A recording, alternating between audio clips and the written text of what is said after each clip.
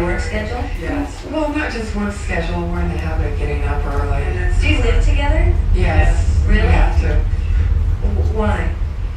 Why do you have to? Oh, because it makes it easier when we have to start looking alike and wearing the same thing and deciding things. Getting together on what not to repeat. Going over everything constantly. Do you like dressing alike? No, not at all. I think it's a part of the gimmick. Well, you guys would do a lovely duet, and we'd like to get you to sing the Loveline jingle.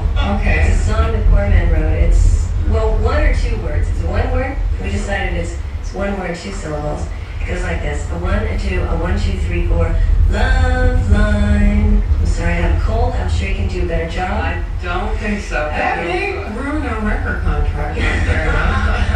Well, let's try it. Okay. If they blink, they'll miss it. A 1, a 2, and a 1, 2, 3, 4.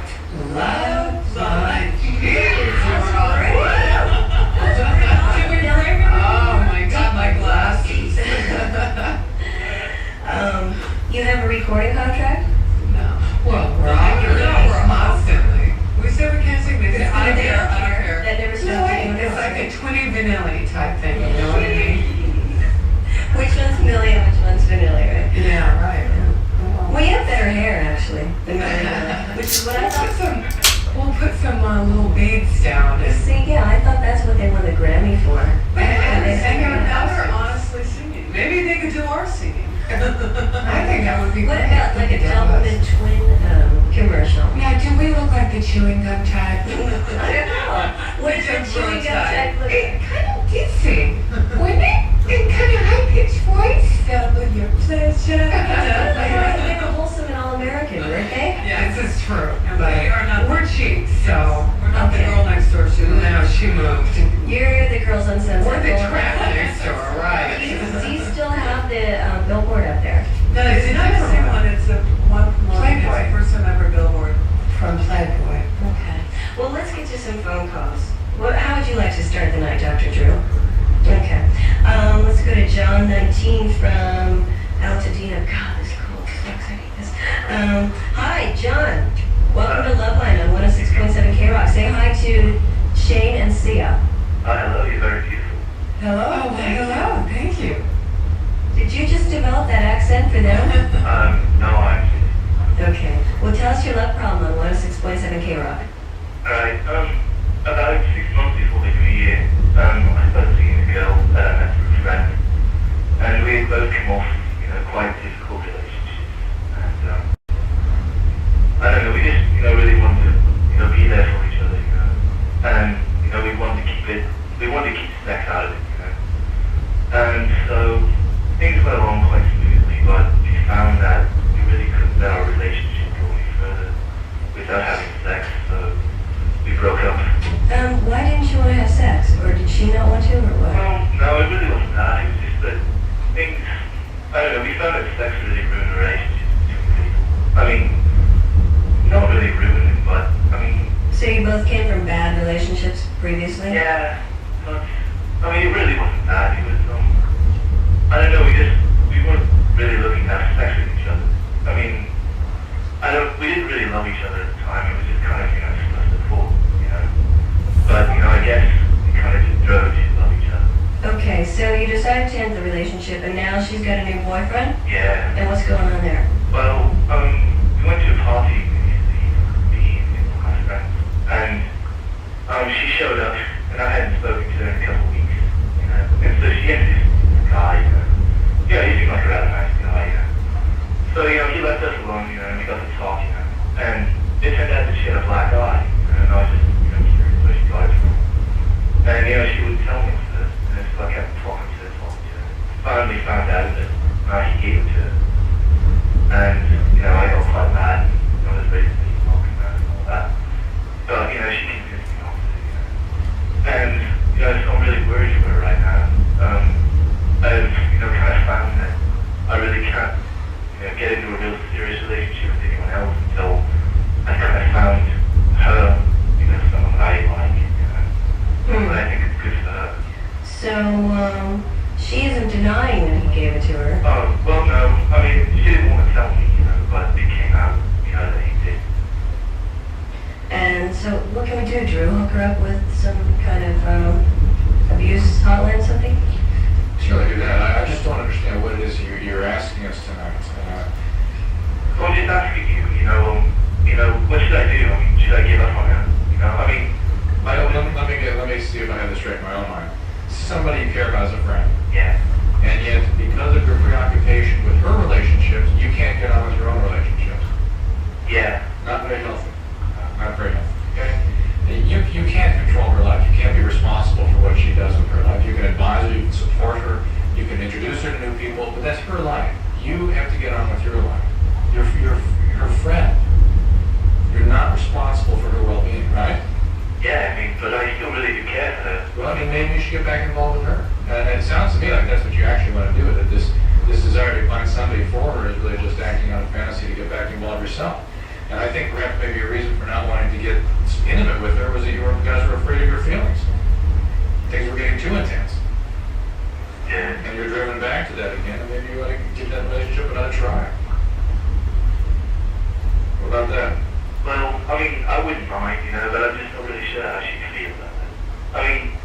I think, it is a mutual, try to think, but I don't know, just kind of asked me. Well, I don't know how much more we can say than that. If she's going to stay a friend, you ladies have anything to add? Well, yeah. As usual. This is Shane. Hi. You gotta stick in there, but I, from what I've learned in my very unhealthy relationships in the past, is that the healthiest thing to do, when a healthy relationship is there, is when you're not being rescued or trying to rescue. And you're trying to do that, you're trying to rescue. Whenever there's, I guess you call it codependence or whatever, when that's happening. I get $1 every time someone says codependency on I shit. know. Oh, okay, sorry. Well, because No, that's okay. we're big time codependent, my sister and I. So that's all I attract is this codependency of wanting to be rescued or rescuing.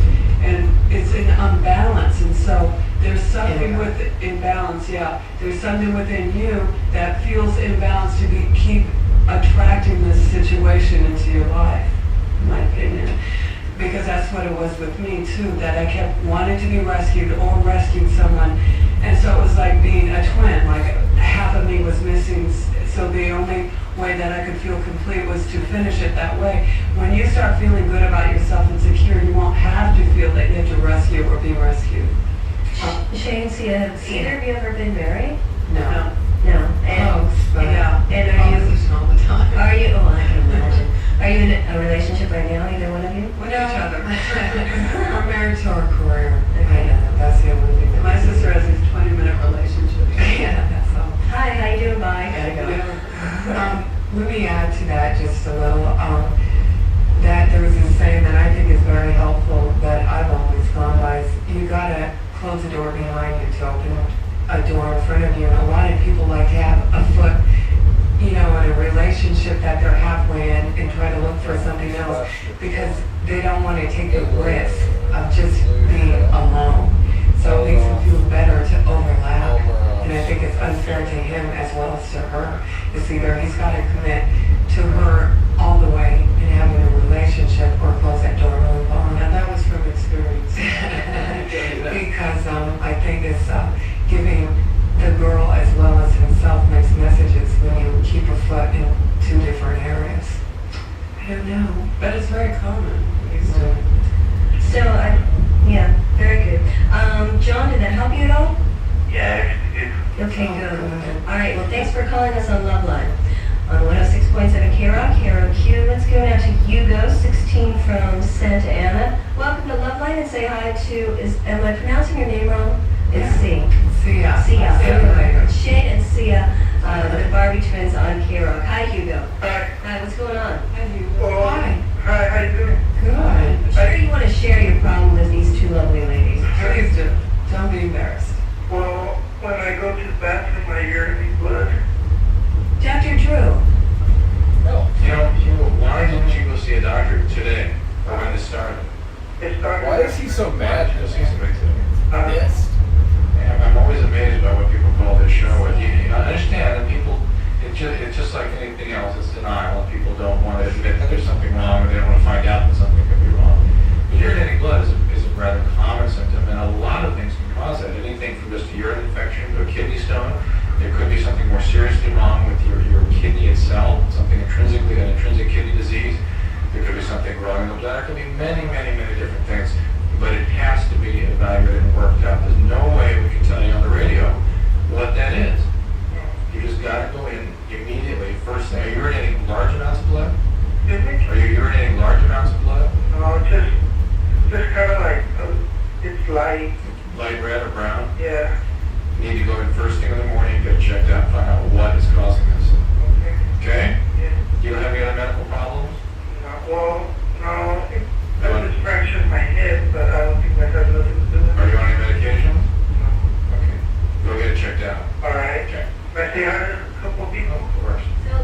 all know that you're urinating blood. Go ahead.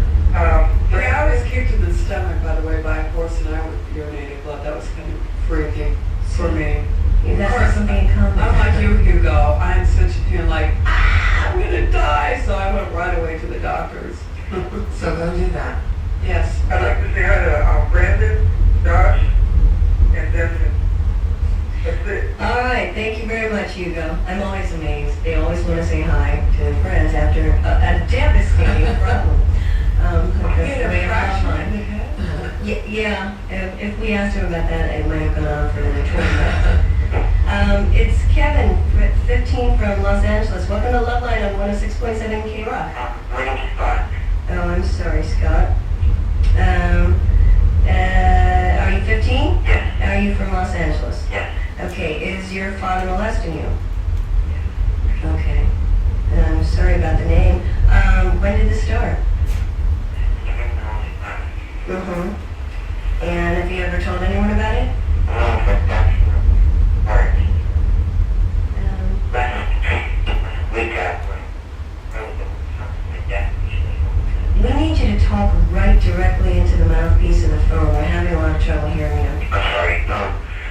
Last week, my friend was over at my house after school. She's leaving that site, and we're looking at this motorcycle thing in red. He came with it. He said, told us they make motorcycles, huh? He told me that she has a new motorcycle in the garage. And he wanted to see it. Yeah. But, I just figured out what it is. That's interesting. We're losing you again. here, Morrison, Raleigh. Okay, so your father also Yes. molested your friend. He hasn't told anyone, but he got told. Did you know? Right. I'm sorry, Scott. You knew because you were there? Excuse me. Did you see this happen? Or did the friend tell you? I didn't see it happen. I only still I just ran out of there. Uh-huh. And have you talked to the friend since then? He never got to his body. Uh-huh. Because, And, are your parents still together? no, Just your dad? yeah, And your mom's not around anymore, or? she died. I'm sorry. Dr. Drew is looking for a number for you guys. Have you, our guest Shane and Sia, Barbie Twins, have you ever had any experience with this? No, I've gone to a lot of 12-step meetings that had a lot of dysfunctional families. I can't believe how common this is. And I mean, you get it's somebody called. unbelievable. When we were younger, we almost had some, it's not with our own family, but with my father's friends. That was quite scary, and I remembered I blacked it out, and it came up through therapy. So I know if it's in my life, and I didn't really think about it. I think it's pretty common in most dysfunctional alcoholic families. Oh, wait, that is. He is, yeah, that's very common. Did you say he is, Scott? Yeah. Yeah, almost every meeting that I've been to, there's a lot of that because it just goes all together. It really does help to be around other people that have been through this. That's why Support group therapies. Because you feel are the kind of, best. what you're doing probably is that you're holding a lot of shame and guilt, thinking that it's your fault, right? Because I did that. I kept thinking, oh, I did something to turn them on or something like that. And it's not. It's their problem. It's something that you have to work with yourself. Don't remember anything. You have to No. just, Oh. yeah, it's hard in your position because of your age and everything. And your role model is not a very good role model. But if I were you, I would get with support groups. There are so many kids that are going through what you're going through. And just really, What? I'm sorry. Red tip open. Um, well, you kind of have to start the process of talking to someone, so Drew has a number here. It's real common for somebody your age to have difficulty opening up about something like this. It's certainly something you should keep in mind if you do feel comfortable. Things like Al-Anon, CODA, these sorts of meetings would be extremely good for you. Alateen might be something that you might think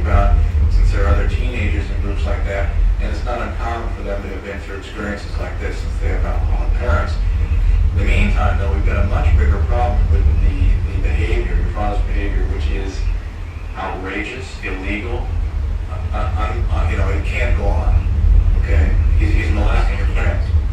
You've got to pick up the phone and call the Department of Children's Services. Can I give you a child abuse hotline number?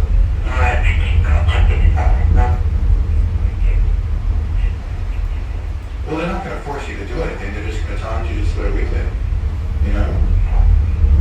I mean, then just by calling them is not going to commit you to doing something, but maybe you can begin to understand how you can handle this, what things you can do, what resources are available to you. All right. All right, the number is 800 540 4000. Why don't you read that back to me? 540 1000. And is it the area code? 800. All right, because again, calling us tonight is a big step. I know it's hard to talk about it. And it's not going to go away. But yeah, this problem isn't going to go away. And after you put the phone down, this conversation, you'll have done something, but we won't have accomplished much. You know, it's got to go forward from here. The only thing we can do is triage you on to some people that can give you more definitive kinds of help. But we absolutely all commend you for calling and support your willingness to talk to people. And I certainly understand your difficulty opening up about it. I completely understand. Plus, your ambivalence about talking about your father's behavior. It's got to be just a horrible position to be in. You cannot stop. That's right.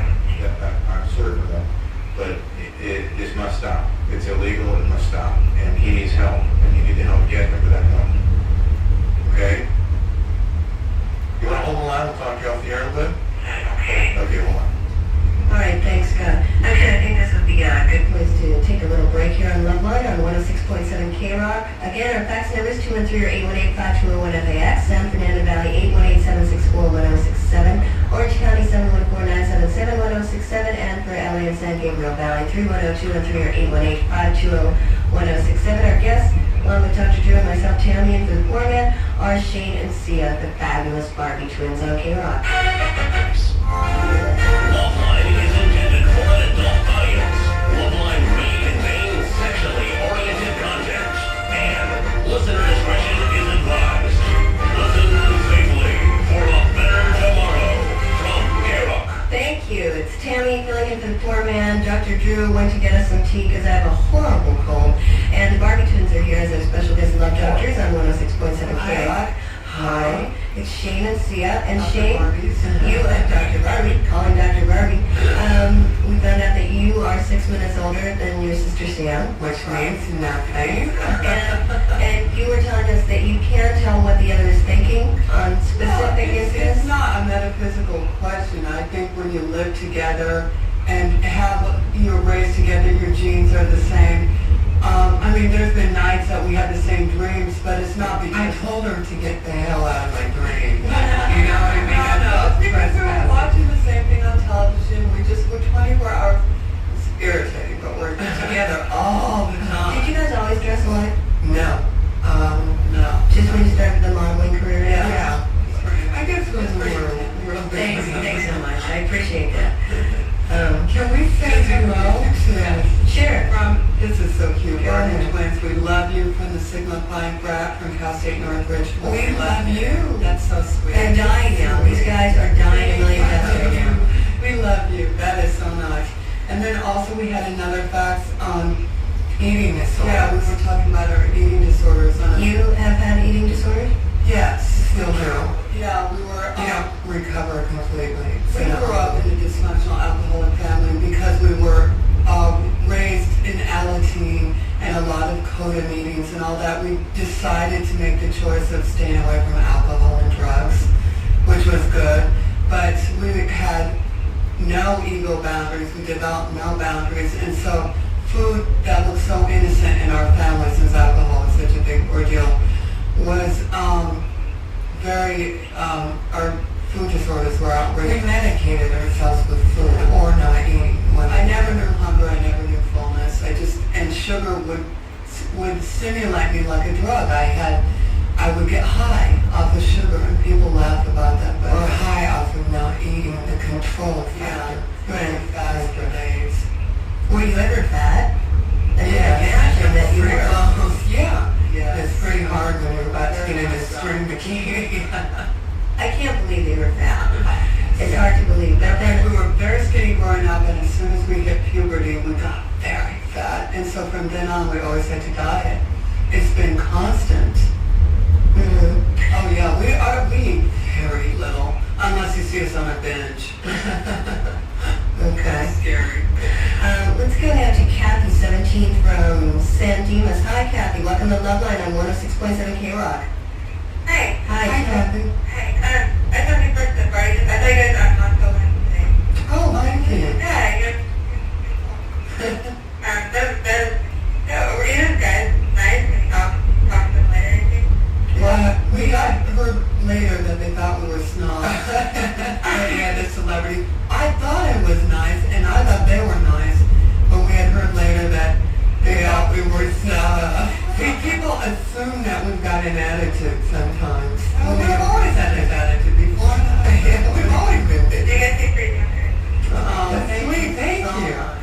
Big bonding. Thank you. Yeah, right, hey, We don't work. All right, Kathy, tell us what's up with you. I'm just right now. Okay, I'm a senior in high school, and last time, like I was with, it was a guy, you know, who wanted everything to fit for months, and I have an accent, and I can't say it. Like I get close to someone, really nice guy, really nice to do everything. I'm really attached to him. Like I feel like I really love him. And it's like and then but it's a little bit after close to me, I run. I'm out of it. I can't. Like you were saying, people are half in and half out of a relationship. Well, like I just keep myself half out because I guess I'm like scared. I don't know if that's normal. I want to commit to something, you know. But it's the guy that I don't. It seems like none of my other girlfriends have a problem. They want the security, and I don't. Well, I don't know. It seems like, you're 17. Seems like it's okay for guys at that age. Or guys have been told that it's okay for them to date a lot of people. And Yeah. date a lot of women. That's what I do. I mean, it's so, I feel like when I tell my girlfriend about me, it's like, I'm with a lot of guys. I don't sleep around, but I'm like, with a lot of guys. Like, friends, You're describing my sister. like, I feel like guys. Honeymoon relationship. Yeah, but I just need to find out, but, I feel, my friends kind of like, Well, it sounds like you don't really have a problem with it necessarily.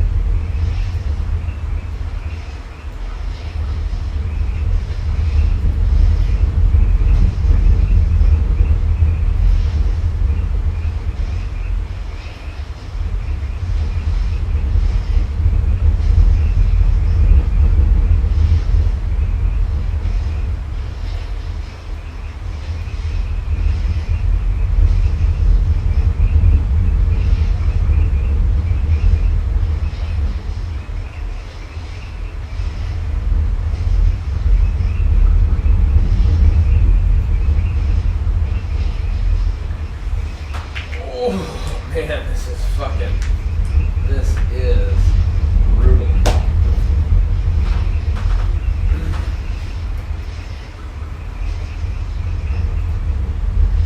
Hey, just gotta make sure nobody drinks. That's way out of the edge.